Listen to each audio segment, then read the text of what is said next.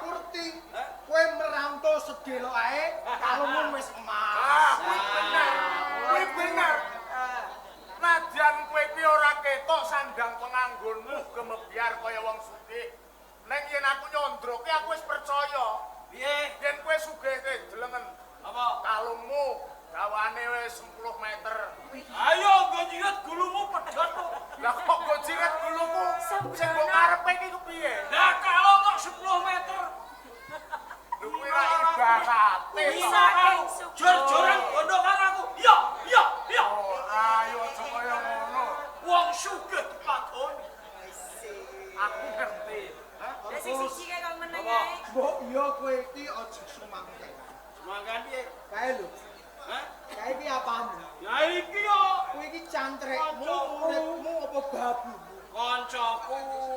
Konco bisnis, konco begawe. Oh, kanca begawe. Kanggo tetimbangan upama aku arep borong kacang. Iki piro regane sakmene?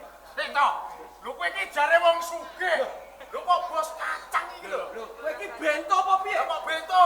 Lho, nebas kacang kuwi kacang 10 hektare duwite piro? Oh, juragan Lho bento. kacang ki umume panene iki musim-musiman yo tak kandhani. Iki aku dina iki arep dadi juragan tikus. Sebenarnya kan Juragan tikus mbok. Kowe golek tikus, setara ning aku tikus siji 5.000. Tikus siji 5.000. 5.000. Iya. Kuwi tenan ta ora? Lho aku arep ngenteng-ngentengi kaum tani kae sing dina iki tandurane dikeroyok tikus. Nek aku tuku tikus siji 5.000, tikuse kurang ya ora? Ora kaya dapur. Oh, aku ngerti. Yen ngono kowe iki kulino dodol bakso tikus. Hah? Lho juragan nek mbok darani Lah tikus mbok tuku mbok nggo apa? tak pendem. Mbok supaya tikus kuwi kurang ora jarah rayah tanduraning kaum tani. Lah nek Lah, sampeyan sampeyan duitem mbok nggo. Lah sampeyan rugi mengko. Juragan sugih wis padon. Sik to. Jare kowe ngarep mau kondo kowe bisnis tuku tikus siji 5.000. Ya. Lho kamangka jenenge wong bisnis kuwi kudune golek untung. Lho iya. Lho iki tuku kok malah mbok pendem lho. Kowe ora ngerti. Tak pendem, tak hitung, tak foto jebret, tak setara ning nduran ijole dhuwit. Wih. Mbok setara ning ndi? Ning nduran. Dhuwur iki. Nduran iki kar yo dene kraton apa mau. Iki ta. Kraton iki ta tak setara entuk dhuwit tak kene. Ning ngono Yen kraton ikata iki mau mbok setorke tikus. Dadi kowe ngenyek yen ing kraton ikata iki ana rajaning tikus kaya ngono. Lah sapa rajane tikus? Rajane Kowe. Wes, Apa? Iya piye? sawetara wis wengi. Ayo padha ngaso. Aja tekan kono. Nek kowe pasar iki metu museum IKT. iya. Iki kamangka iki delok. Apa? Museum IKT iki angker. Gawang kalimat liwat.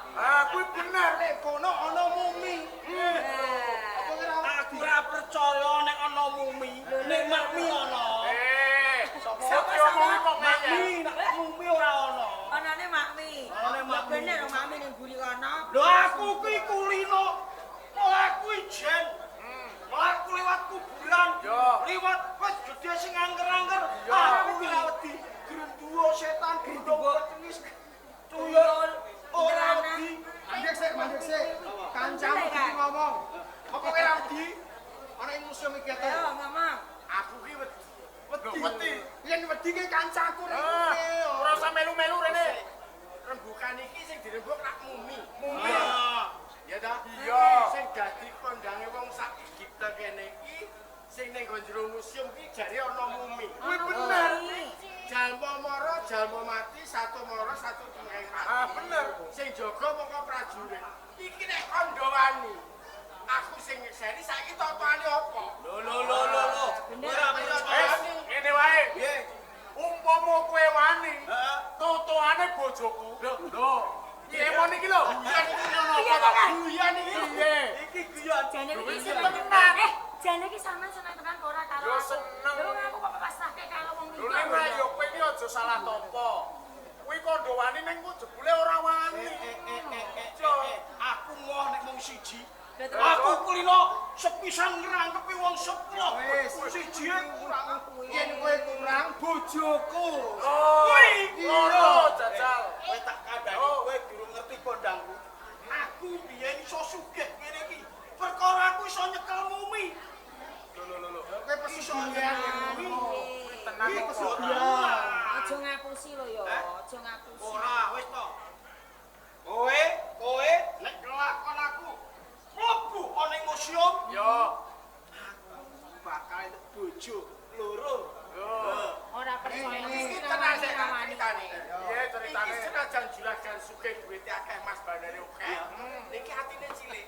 Mergo mbok bang-bang, ya. Mbok bang-bang, wong wadon loro dadi wani. Dadi perkara iku, perkara totoane wong wadon loro dadi wani. Ning seksine aku. Yen iki wani mlebu ning museum, undu-unduane bojoku loro. Janji ya iki. Urung ngantek teko museum iki wis mulai. Bojomu tak pek. Janji. Aku saksi ya. Yen kowe sedina sewengi gelem turu ning museum, ora ana apa-apa, kasil bojoku lan bojone sedulurku. Tenani. Wis seksine aku lho. Butekno, Nek butekno. ana apa-apane kowe, aku ora tanggung jawab. Alah, wadine wong jerih. Aku kena tuku wong wedok loro kuwi 1 juta. Lah iki kok